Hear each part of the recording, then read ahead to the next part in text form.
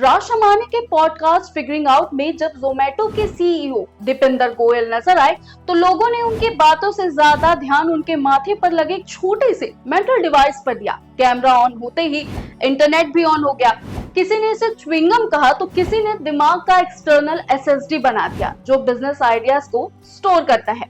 लेकिन सवाल उठता है कि असल में ये चीज है क्या? तो इस डिवाइस का नाम टेम्पल है। ये एक एक्सपेरिमेंटल ब्रेन वेरिएबल है जो दिमाग में ब्लड फ्लो को रियल टाइम में ट्रैक करता है। इसका मकसद ये समझना है कि उम्र बढ़ने के साथ ब्रेन तक खून पहुंचने की प्रक्रिया कैसे बदलती है और इसका न्यूरोलॉजिकल हेल्थ से क्या संबंध है। ये कोई गैजेट नहीं जिसे आप ऑनलाइन ऑर्डर कर सके। टेम्पल आम लोगों के लिए है ही नहीं, इसे दीपिंदर गोयल की निजी रिसर्च कंपनी इटर्नल के तहत डेवलप किया जा रहा है और ये पूरी तरह रिसर्च स्टेज में है।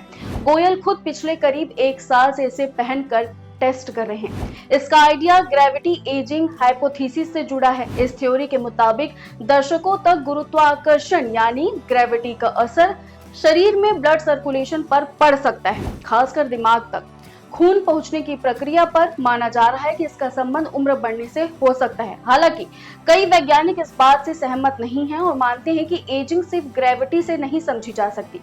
रिपोर्ट्स बताते हैं कि गोयल इस रिसर्च में अपनी जेब से $25 मिलियन यानी कि करीब 225 करोड़ रुपए लगा चुके हैं। उनका साफ कहना है कि ये पैसा किसी प्रोडक्ट के लिए नहीं बल्कि जिज्ञासा और रिसर्च के लिए है।